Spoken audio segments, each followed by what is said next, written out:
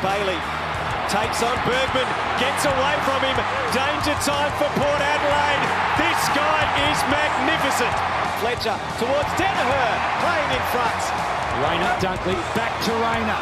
Rayner from 55. Is this the perfect response? Bang! Rayner breaks one tackle, uses his left. He's strong, he's bold, he's brilliant. Out the back, Saw go off a step. He only needs one step. Another clearance for Brisbane. McCarthy trying to get busy. Here's Charlie again. Cue that song back up. Hipwood bursting towards goal. This will hurt Port Adelaide. He doesn't know what to do. He's told to play on by the up. Just go on and kick it, Eric. And he does with a sheepish grin. Lions fresh on the ground, says, I've been waiting all night for this. The Brisbane Lions Fancast is back, and what a huge weekend of football, as everyone's mate Darcy Wilmot so eloquently put it. Hey, what are we doing? What are we doing in 2 weeks? Prelim, baby! Woo! Prelim, baby, woo. Oh, yes, a huge win against Port Adelaide. It is JB and Patrick to have a look at week one of the finals, which sees not just the AFL men's, but the women's and the VFL team all claiming some pretty big victories. So let's get amongst it and have a look at one of the greater games at the Gabba, where Country Road was absolutely blaring. What an atmosphere that moment was. I know, and look, I'm starting to, especially in finals, agree with you. The songs after the goals can be a little bit tacky and cringy, but those two Charlie Cameron goals back-to-back where the whole crowd was singing Country Road was a pretty nice little atmosphere, to be fair. Yeah, probably. I reckon. Yeah, I reckon they'd probably do it anyway now, the fans. Well, I mean, a lot of people feel the same about the songs after goals, and like I said, the finals is one thing I am glad is that we've stopped playing songs after the opposition kicks a goal. So that's one step in the right direction. But those two goals in the third quarter back to back, where the crowd had barely stopped singing Country Roads for the first time before it gets queued up again, just magic stuff. Yeah, I guess it's good, but I guess it would still also be pretty bloody electric. I think if you remember the Bulldogs percentage battle game against West Coast, where the celebration from the Link McCarthy point to the Charlie Cameron goal was sort of just like a similarly high decibel consistency. Well, man, you really got me starting on a negative point of view. I have to redo this, you jerk.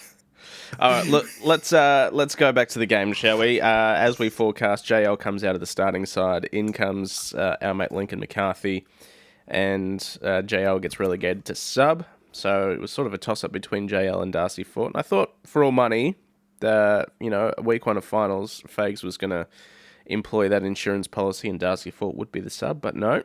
JL it is, and no sooner had he gone on that he kicked a goal in about the first 5 seconds, but we'll get to that. Very nervy start to the game from both teams, really.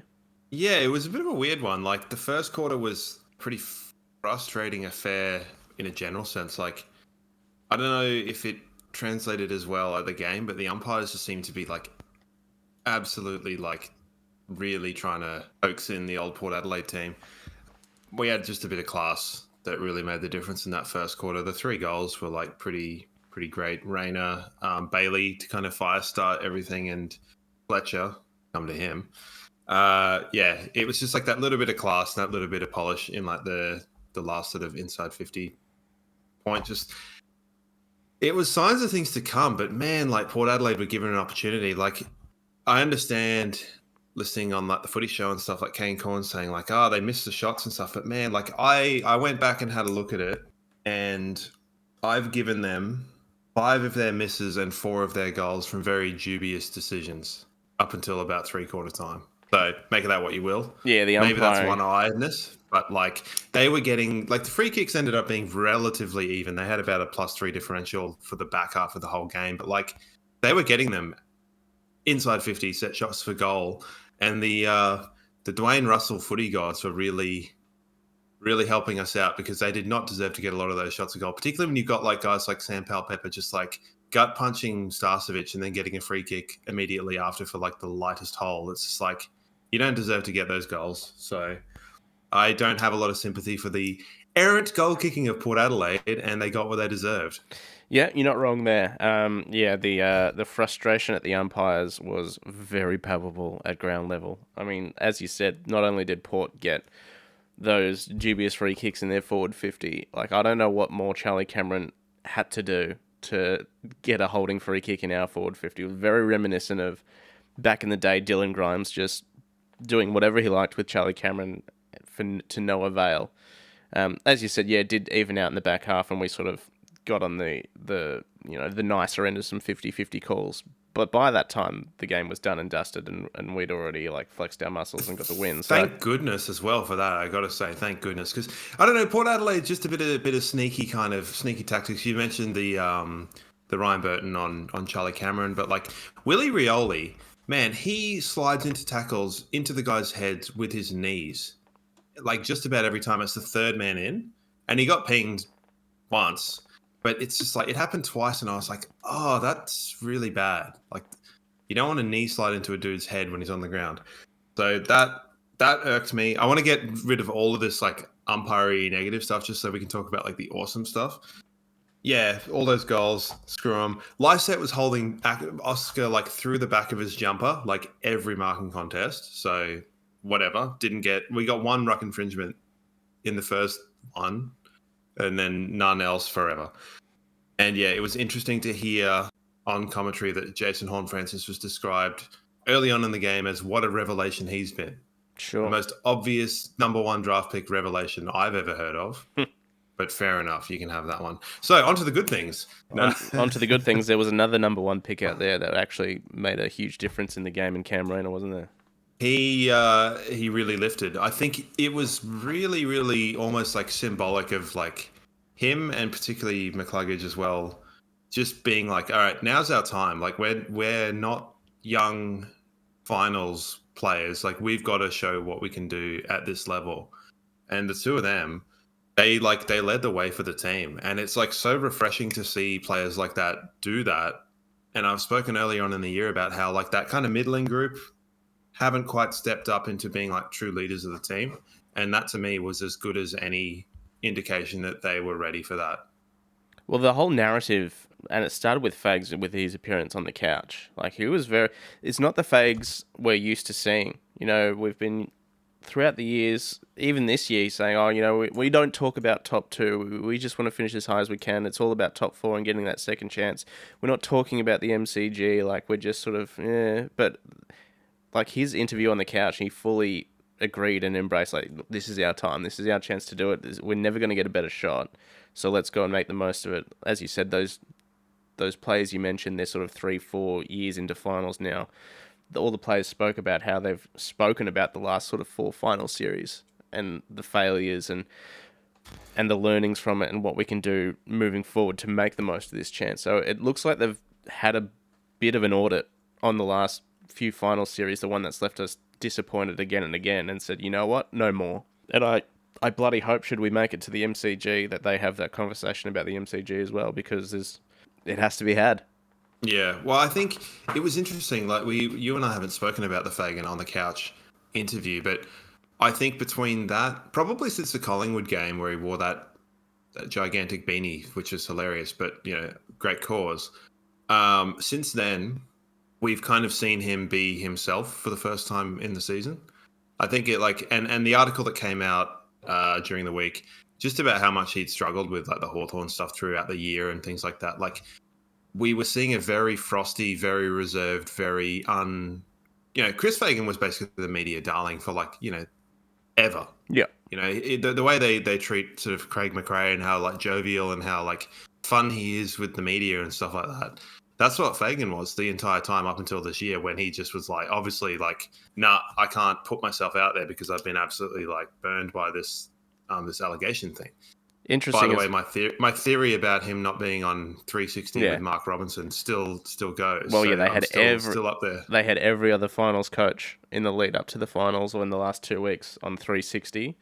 Everyone bar Fags, who went on the couch instead. So, yeah, Mark Robinson's obviously done him dirty, and it's going to be, I think at some point next year, he'll have contractual obligations to appear on 360. but he's only been on there maybe once this year, maybe twice at most. So yeah, Yeah, I think he was on there twice, and the second time Mark Robinson didn't say a word. wasn't allowed in inverted commas to, like, Jared Waitley had his arm up the whole time, and they weren't like that was only a little insight that they didn't mean to cut to. So I thought he got more of a chance to kind of, he obviously gets along well with Brownie and stuff like that, but yeah, I think it'd be good to know, or interesting to hear, whether that the audit on the team was kind of player driven or whether it was coaching driven, because it really could be either, and neither one would surprise me. And that's not to say that whichever one didn't kind of broker the situation, kind of much like the Daniel Rich Gunston, did they drop themselves, were they dropped? It doesn't really matter. The result is the important thing. So yeah, curious about that. And it might never come out. It might never come out unless, how the last couple, and I mean, looking forward with a glass half full here, every year over the last sort of maybe 4 years, the Premier gets a little sort of half an hour to an hour doco on Fox Footy. So maybe we'll get a bit of an insight should that happen. But, there's a lot of water to go under the bridge before we even start thinking about that sort of stuff.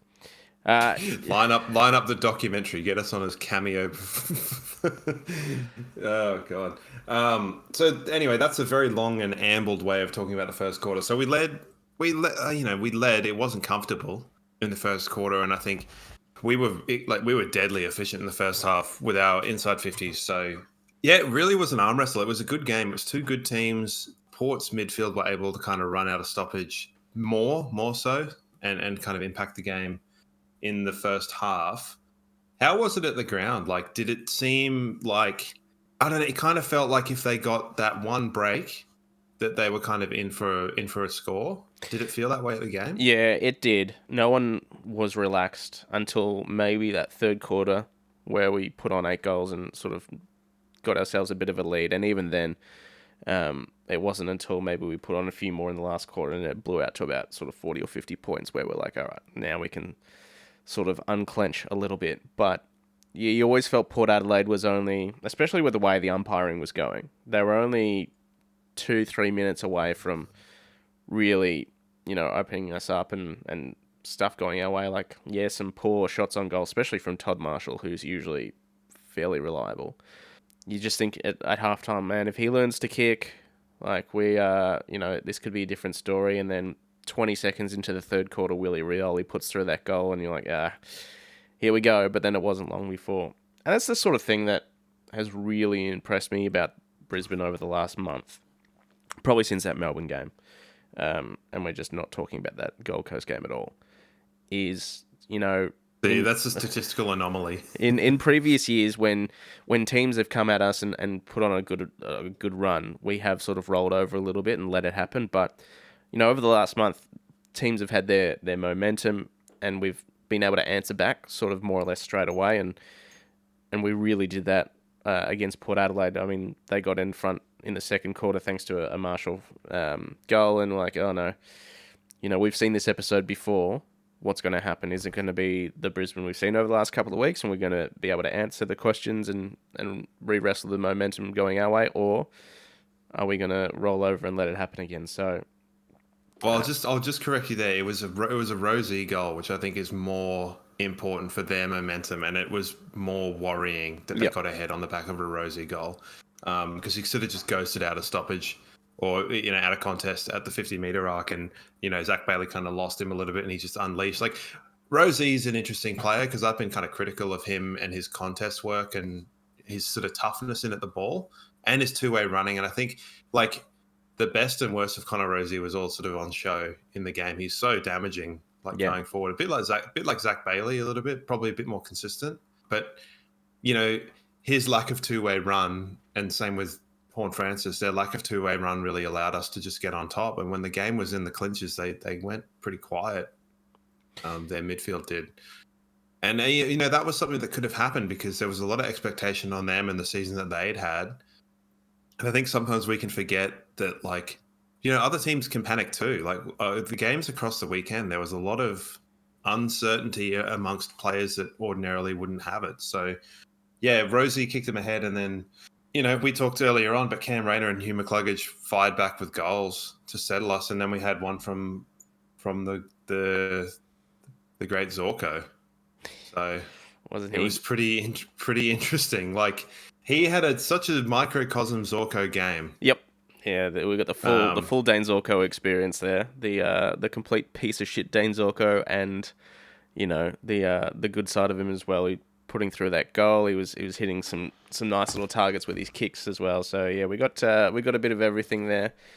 I mean, it's been revealed now actually that Zach Butters got cited twice for various instances, but just a fine in amongst all that. I don't think there was nothing doing. Nothing doing in all that. Like some of the suspensions we've seen, and we've had a fine, we've had a 1 or 2 and a 3+ week, and we'll go into that a little bit later on. But yeah, as much as I don't like the image or the running through the back of a guy or even putting a bit of body, like I'd argue that's as sort of flaccid as the Sam Palpepper one on Starcevic, which is just pay a free kick if you see it and move on. Get in touch anytime. Shoot us an email at blfancast@gmail.com or join the Discord. Yeah, Zorko was interesting because he dipped a little bit in the second quarter, and that was when Port got on top. So he was really sort of symptomatic of where the team were at in the vast majority of the game. And then, as you said, Willie Rioli got a goal within about 10 seconds of the third quarter, and you're like, oh. And then it was Jasper and then the 2 Charlie Cameron goals to make that moment that you described earlier on. And even then, it sort of went a bit goal for goal. And, as we do from time to time, we just break it open in such a small passage of play. The Eric Hipwood goal was hilarious. Because... oh, my God. What was he doing? Well, okay, so I think I've understood what had happened. So I reckon he's taken the mark, thought to play on, looked over at the bench and seen the 30-second board, panicked, took a few more steps, been told to play on, and then kicked the goal because, and thank goodness he did because we kicked another goal. Yeah, like that's the hilariosity of it. Is like any other normal person is just taking the mark, going back, set shot, kicking the goal, and then it's 3/4 time. Whereas this bungling moron is just like, oh no, what, the 30-second board? And he's done it perfectly to enable us enough time to get another goal. So well done, Eric Hipwood. And that little shit-eating grin was everything that you wanted. Speaking of that bungling moron who perhaps had, maybe not moment of the game, but to see a key forward sprint down the wing and not take down Xavier Dersma, but, get body contact down on him, put enough pressure on to turn over the kick where Ollie Lord was out the back and potentially another Port Adelaide goal. But to see that from your key forward, amazing. Absolutely amazing. He looked like a Labrador that had been let out in a field for the first time. Yeah. But I guess it's funny because, the rhetoric around this whole season, and, you and I have been a little bit guilty of it as well, as sort of can we trust our key forwards and stuff? No other key forward in the competition can or is doing that. No, you're right. And, so I guess if I could talk to myself at the beginning of this season, you sort of say, focus on what you've got rather than what you wish you had. And, I mean, Joe Danaher was as consistent as anything. As far as key forwards in the first week of the final, he knocked it out of the park. Looking at some of the other key forwards, what the hell did Tom McDonald do? Amble around like a guy that looks like he's just played VFL. McStay and Myercheck were contested, but there. Kerno kicked 1 goal. Mackay kicked -2 goals and got concussed in possibly one of the funniest and worst finals performances I've ever seen since Leon Davis. And who else is there? Joe Dan, I think, needed to stand up. And did. And that's another one. That's another one you probably put in there with Rayner and McCluggage of they probably needed to show because Danaher hasn't been particularly great in any of his finals for the Lions. So, well, there's one. 5 goals. 5 goals won. That last one he kicked as well. The contested mark on the boundary against, I think it was Bergman by that stage. Opposite side, and just flushed it. Drop punt on the left boundary line. And just, any other player You see Tom Papley, who kicks a goal from 3 meters out and carries on like he's just saved the world from the Nazis. And Joe Danaher kicks a brilliant goal on an angle, and I don't know. It's like, oh yeah, just put my shoes on. Yeah, the postman. He's delivering letters as he thinks he was. I mean, the game sort of, I don't know, like, watch the last quarter, watch the last half again, like, to experience it. Like, I can't provide the range of emotions that was going on at the time. It was as much relief as anything because I think, as you said, it was very tense. But yeah, like Fletcher kicked another, and then we had the JL. Like the two little quick-fire punch goals, there's 3 groups of them. There's the 2 Cameron ones, there's the Hipwood and Danaher one before 3/4 time, and then the Fletcher and JL goal. Love the shade thrown by Hodgie. I've never seen him run that fast before in the celebration. Sam Powell-Pepper got a couple back, whatever. It was too late, by the way. The damage was done. Yeah, I mean, I'm more impressed and amazed. How is he 25 years old? Sam Powell-Pepper. Yeah. Yeah, I mean, that tracks. Yeah, I know it tracks because I think he was the same draft year as Cluggage and Berry.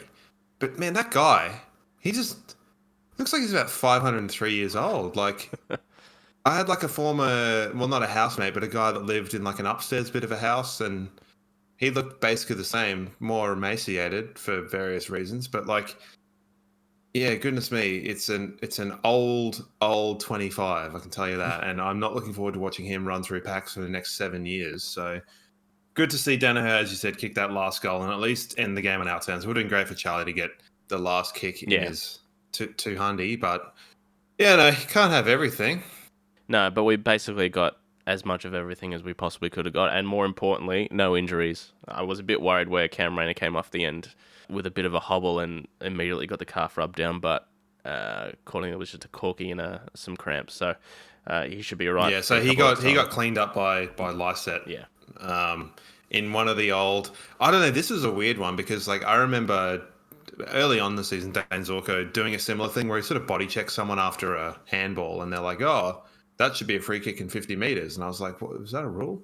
And I've seen it a couple of times, but it's a weird one. I don't understand the functionality of that, but of taking someone out after they've given a disposal for a kind of get and go. But that's what happened to Rayner. So he got a big old corky and then a full body cramp, he was saying in the post game. He spent a long time on post game, Cam Rayner, which is good. Yeah, he's a good chat though. Yeah, I mean, I love listening to Cam Rayner. His big goal from 60 odd out, very reminiscent of that goal he kicked against Richmond in that 2020 qualifying final as well.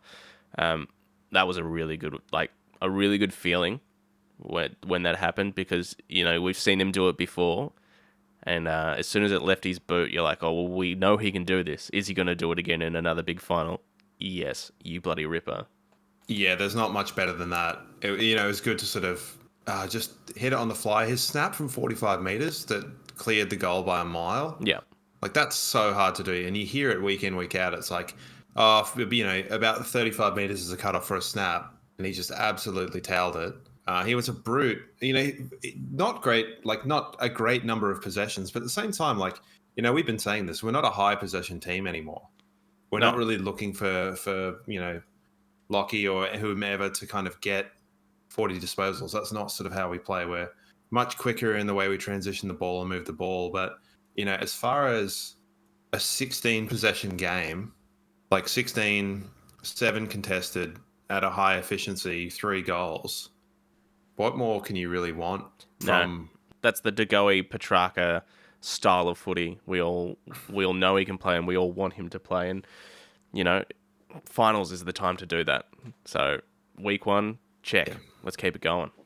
And I'm really glad that Jasper Fletcher got like a lot of plaudits for what he did, because I'm thinking, okay, so for a player in there, and some must be said to Ollie Lord as well, who was playing like in his first final, in his sort of first handfuls of games. I think they both played maybe 12 and 13 or 12 and 14 games respectively. But like, to kick that amount of goals, can you imagine one of the Dacos boys or like one of the other like darling first year players having kicked 3 goals in a final? The amount of just like combustion throughout the footy world there would have been had that happened from any kind of non-interstate club. It already felt like our game was tacked on at the end of the round, hardly spoken about.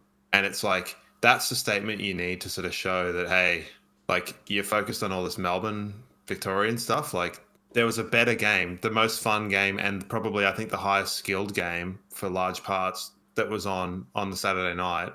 Like, pay attention.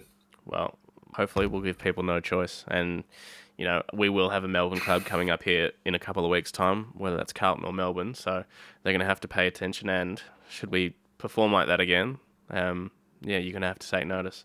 I mean, a lot of people are saying that it's sort of more or less a formality as a Brisbane-Collingwood grand final at this stage. So Collingwood's definitely got the easier side of the draw. But we'll see. We'll see. As I said, there's a lot of water to go under the bridge yet. Yeah. Yeah, it is interesting how there's almost like a Victorian side of the draw and then an interstate side of the draw. Because I was thinking about it, and you go like, for example, even for GWS, between round 24 and now, they've gone from Sydney to Melbourne, back to Sydney to Adelaide, and then prospectively back to Melbourne, back to Sydney, and back to Melbourne for a grand final. Yeah. Whereas Carlton have gone Melbourne, Melbourne, Melbourne, Brisbane, Melbourne.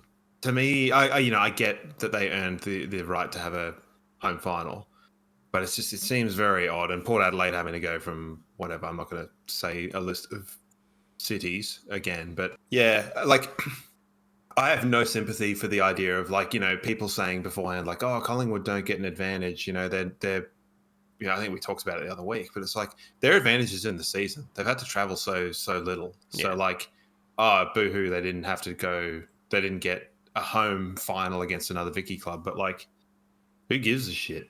You don't have to travel, and you won't. You don't have to leave Melbourne for the entire month. But it's like, yeah, I just think all bets are off when it comes to grand final day. Like, the MCG thing, it just doesn't really exist. It's not like it's a different thing altogether. Yeah.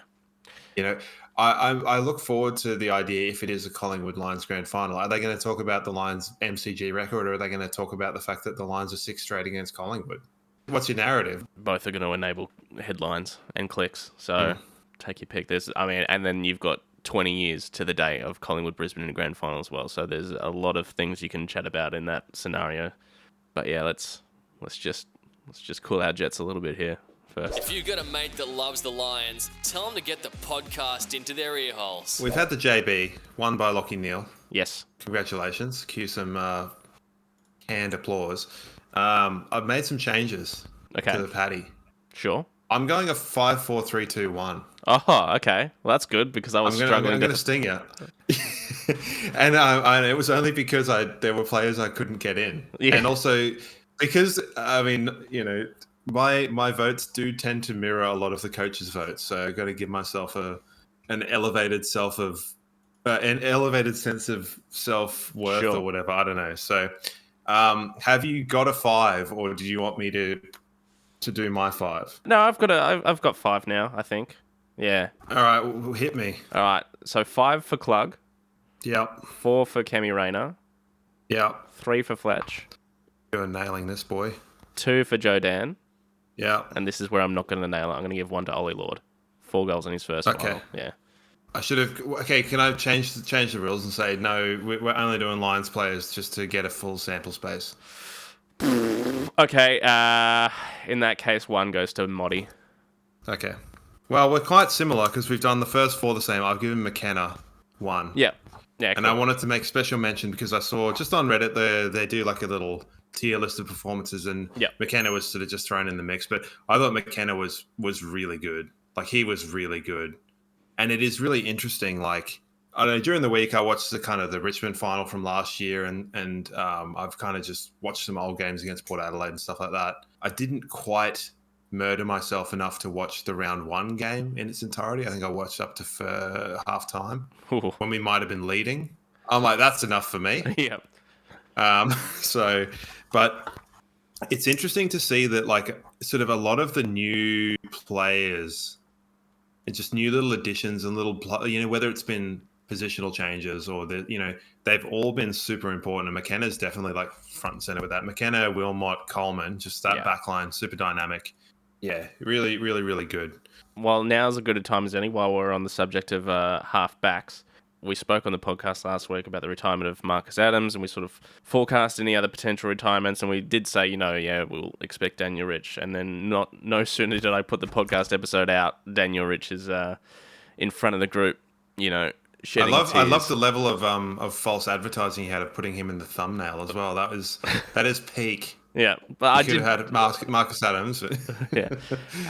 Obviously, this is probably news we did see coming, and yeah, shattering. Obviously, what was it, number 3 on the all-time Brisbane Lions games or something, 3 or 4, which means that it goes Black and then 2 number 10s in Ashcroft and Richie. So he was my favourite player for a long, long time. A long time, Daniel Rich. And as I put on our Twitter, some good lad on Reddit doing God's work uploaded every goal from outside 50 of Daniel Rich's. It turns into about a 19-minute video, and I've sat through it about 3 times now. It's better than I haven't had the chance to watch it yet, but I have seen it and I have earmarked it. I was just like, yeah, I'm like, that one's going to be immortalized, and I'll have to download that and then put it back up on YouTube or something. So we'll see how we go. Even just in an unlisted video for those who want it.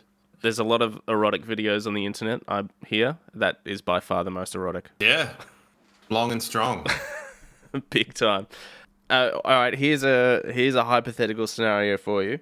Grand final day, we make it, and we've put JL as the sub for our qualifying and prelim. Is Fags tempted? Are you tempted to get a bit romantic and give Daniel Rich the sub vest? Have him play in the guts for the last quarter or whatever?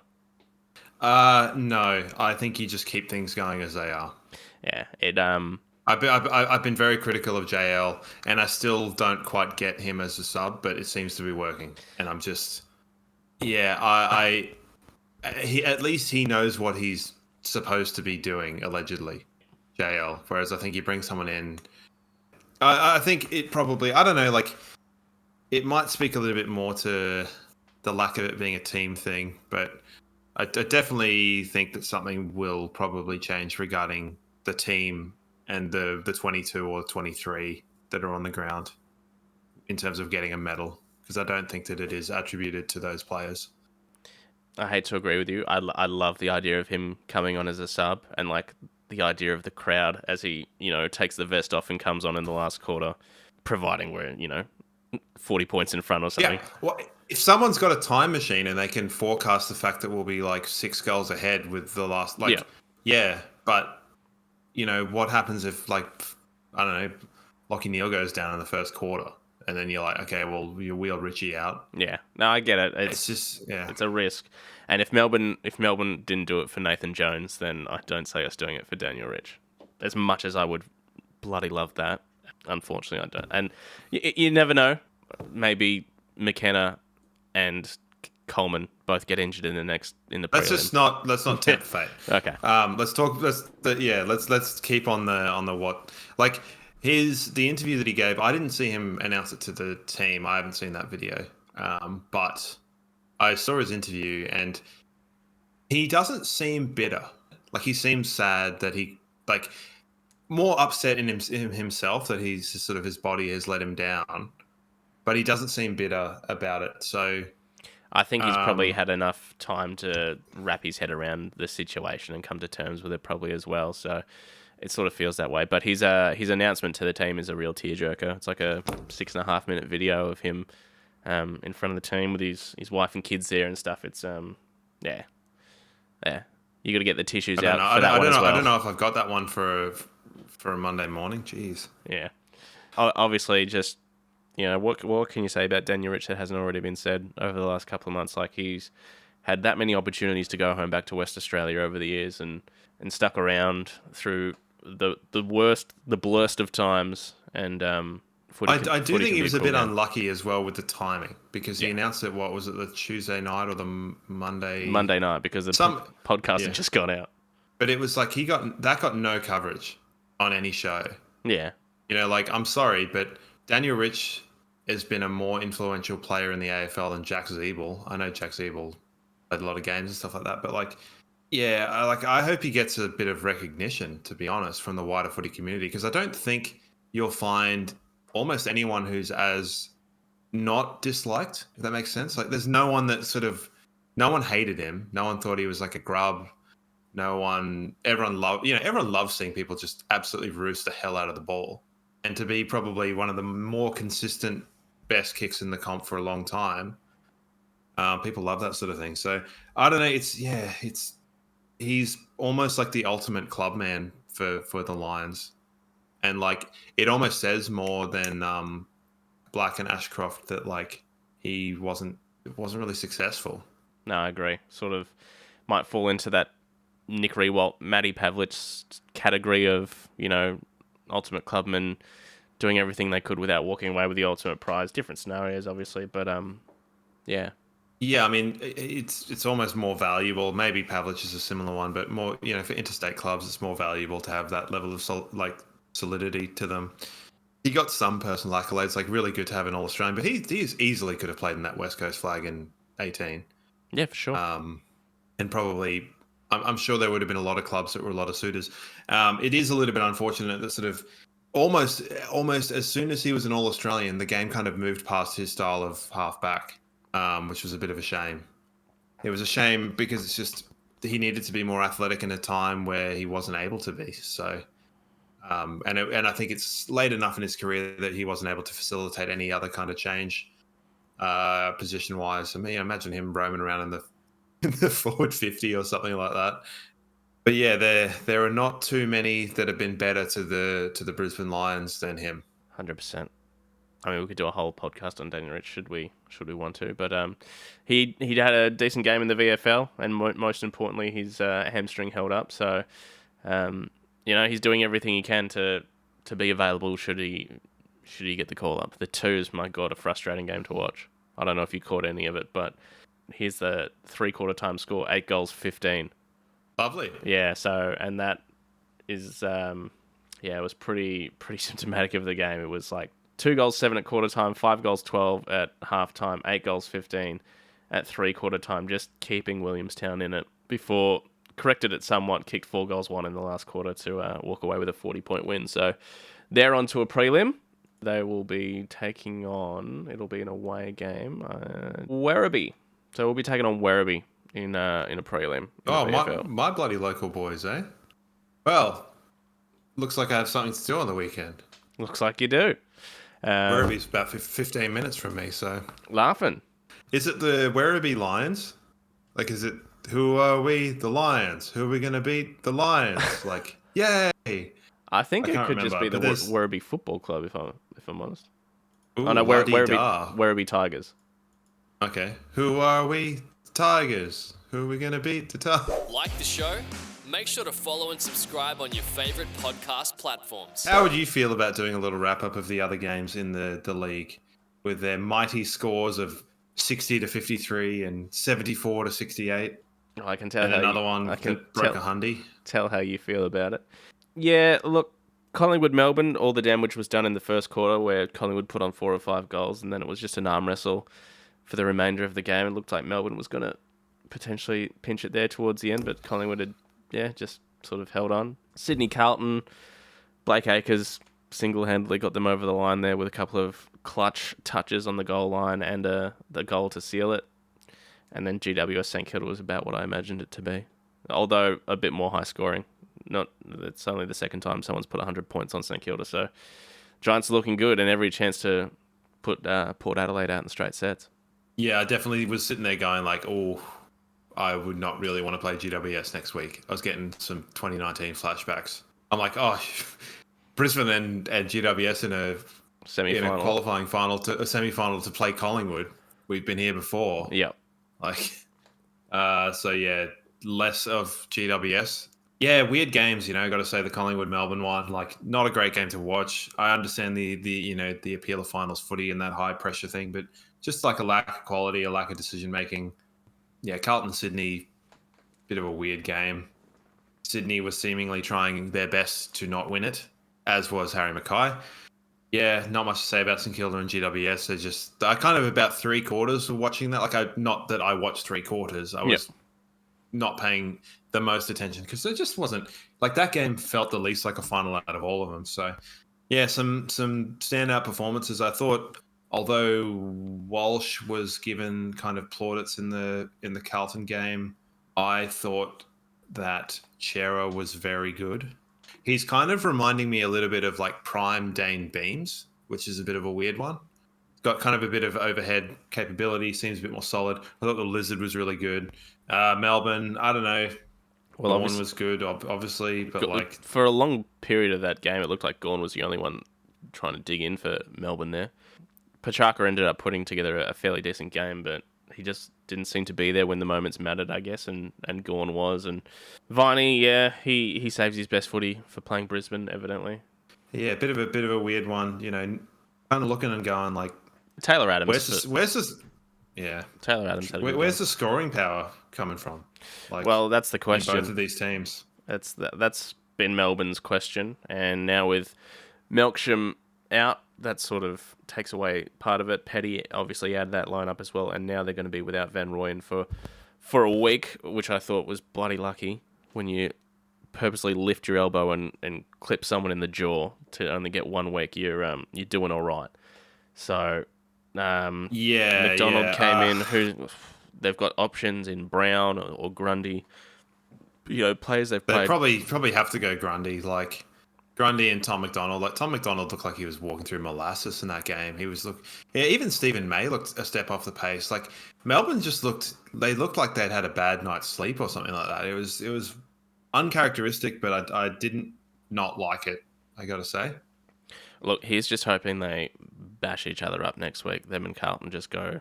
Well, they tried. They definitely tried in that first quarter. It was a spicy affair. I was enjoying the amount of weird slips that were like, "Oh, how's your groin? How's your knee? How's your ankle?" Yep. Then the big talking point, which is the Braden Maynard and Angus Brayshaw, and it looks like Angus Brayshaw. All the news coming out of Melbourne sounds like Angus Brayshaw is not well, and I mean he's obviously going to be missing a week, but early calls is he's missing at least 2 from his condition. But you never know, that could change in 2 weeks' time, so there's no point ruminating about that. But he's obviously got a history with concussion as it is, and big knock from Bruzzy Maynard.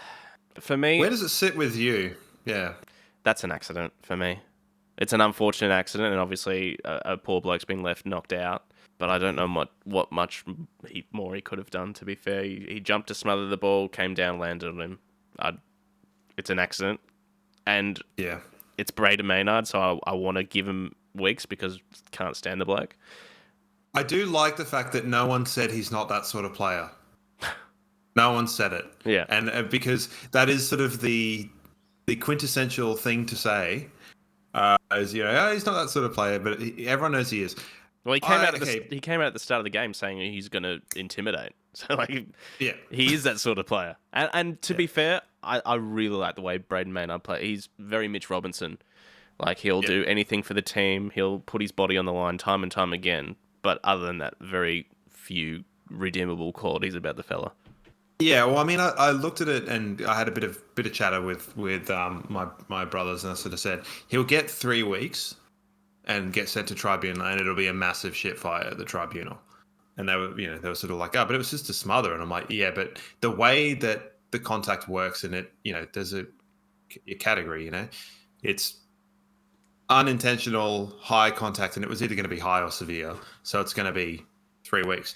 It's interesting because I don't think that it should be a suspension, but I can entirely understand if it is. Yeah, I'm with you. I don't think it should be. I think that's a football act, accidental.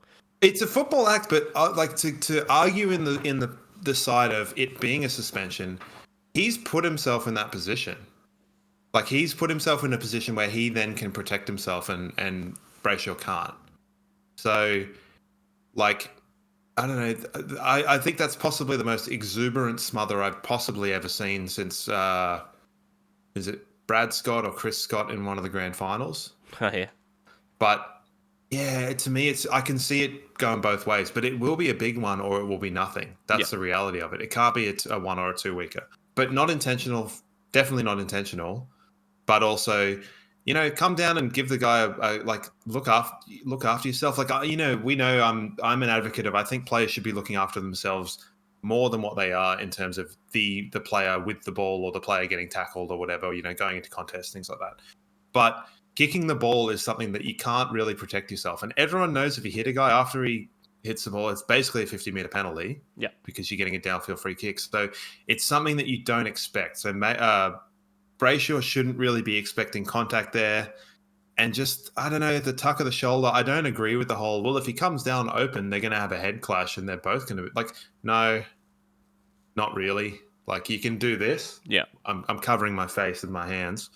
You can do that to protect yourself, but he went up there, and I think he was like, "Well, I can put some body on here." So I can see him. I can see him getting weeks.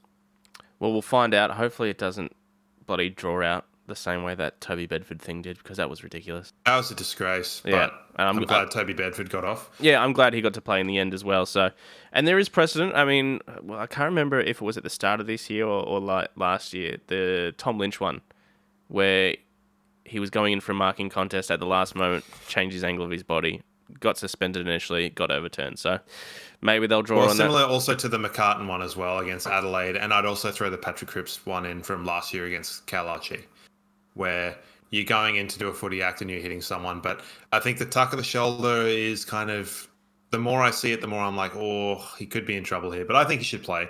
I don't think Jack Martin should play. And he won't. They'll argue it. They'll try and argue it down to at least one. But 2 weeks for... Because that is an absolute peanut thing to do. Like a swinging arm. Yeah. Like, and, you know, it was against Sydney's, one of their most influential players. Like, come on. Move on. Yeah, I don't think he'll play. Van Rooyen's obviously not going to be there. Simon Goodwin, what a knob.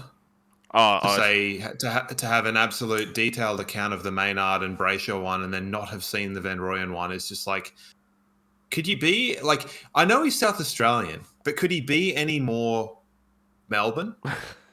I mean, like, I get it. You've got to have your players back, so you got to defend them. But yeah, that was. I think if he had his time over again, he'd obviously just come out of the rooms after seeing Angus Brayshaw in a world of hurt, and emotion got the better of him when he started spitting his mouth there. But yeah, that was pretty stupid from Simon Goodwin. I can't stand Simon Goodwin. I don't understand where, you know, I get that it's kind of a bit of a thing. People saying, I didn't see it. Like, why can we not say, I don't want to talk about that. I've been advised not to talk about that. Like, why? Like, is that wrong? Does that make you come off worse? Like, I feel like you should be able to say that rather than just lie. Yeah, and say, I didn't see it. Yeah, but I guess the thing is, we all know they're lying, but you have to take it at face value. If you say, I'm not going to talk about that, maybe it implies some sort of guilt one way or the other, or I guess it's just easier. Yeah, I feel like if that becomes a thing that people say, then it doesn't come with any inherent level of guilt or dishonesty, whereas I didn't see that, it's like, come on. Come on. Yeah. Rightio. Yeah. Come on, Vossi. Come on, Goodwin. Like, you didn't see you guys, like, just headhunting. Yeah. Good stuff. Oh, dear. Make sure you follow us on socials. Just search for BL Fancast. We'll save any previews because we don't know exactly who we're previewing yet. Gut says it'll be Melbourne. I think Carlton played their grand final on Friday night, to be fair. So Gut says it'll be Melbourne. But there's no point previewing anything just yet, so we will do another episode next week where we do that. Can we commission to get, like, 60,000 exercise bikes out the Gabba just to pedal power in case we have a power outage against Melbourne? Like, I think put a big screen up. Like, I think someone within both the Brisbane and whoever football club will be asking the question of local council and energy companies. So we're good to go, right? I just want to make sure that there's absolutely no chance of the lights going out in this one, because imagine that. I reckon I'd turn it off just as a joke at the exact same time. There's don't do that. If there's an insider listening, don't do that. But, like, there'd be a part of me that wouldn't be able to just, like, not pull the big plug out and be like, no. But we don't want that to happen because we saw what happened, where they kicked 1 billion goals and made themselves look a hell of a lot better than what they were, because they were down by 1 million points, and then not too good. That about a 40-point lead, wasn't it? Yeah, something like that. Hey, just quickly, the women, they managed to topple Port Adelaide by 50 points down at Alberton Oval. Ali Anderson, 36 touches, a fantastic game, broke her PBs. Dax Davidson kicked 4 goals. Conway had a great game in her 50th, as did Belle Dawes, 21 touches. And Kathy Svark as well, obviously another huge game. So that's the women for, a very, very, very brief touch on the AFLW. once the men's season wraps up, we'll probably get into that a little bit more. I mean, I will anyway, because I'll be keeping a closer eye on it than you will.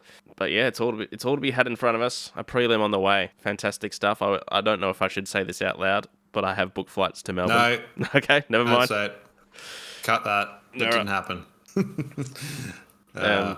Yeah, it's exciting stuff. Those Lions members listening will know that the grand final ticket ballot goes out on Wednesday, I think, for members. So I'm sure the Ticketmaster website will be inundated with Lions members at that stage, as will it be. Won't be an inundation since the floods in 2011 or whatever it was. We here at this podcast will be trying to get tickets. Oh yeah. And should we not, and there are any listeners out there, don't shell us, but we will take any spares if anyone gets them. So there's probably not a figure I wouldn't pay, to be honest. I'm pretty poor, so I'm pretty poor as well, but I'll find a way. I'm happy to give mucho shout outs and I don't know, probably run around like a goose. Just before we do head off, obviously there are 2 semi-finals this weekend. Melbourne Carlton at the MCG on the Friday night, and Port Adelaide GWS at Adelaide Oval Saturday night. I'm going for Melbourne and GWS. Fair enough. I'm going Melbourne and Port. Yeah, I think Port should probably rally, but I think I just like the idea of Port going out in straight sets. Yeah, I mean, I like the idea of Melbourne going out for back-to-back straight setters, but also I just don't think it's going to happen. Yeah, we didn't actually touch on the Port injury thing, but who gives a shit about that? It's not important. They were done anyway. Yeah. Whatever happens, as long as Melbourne and Carlton bloody bash each other up, that'll be the ideal result. Excellent stuff. All right, well, as you know, as Lions fans, prelim awaits. How bloody exciting. As the players and coaches have said, this is our time. We've never had a better shot. As the media's said as well. Like, everyone is saying it. We've never had a better shot. And, we've already made the most of it so far with a resounding win in a qualifying final. So let's keep going. But I do want to leave you on one thing. You little beauty!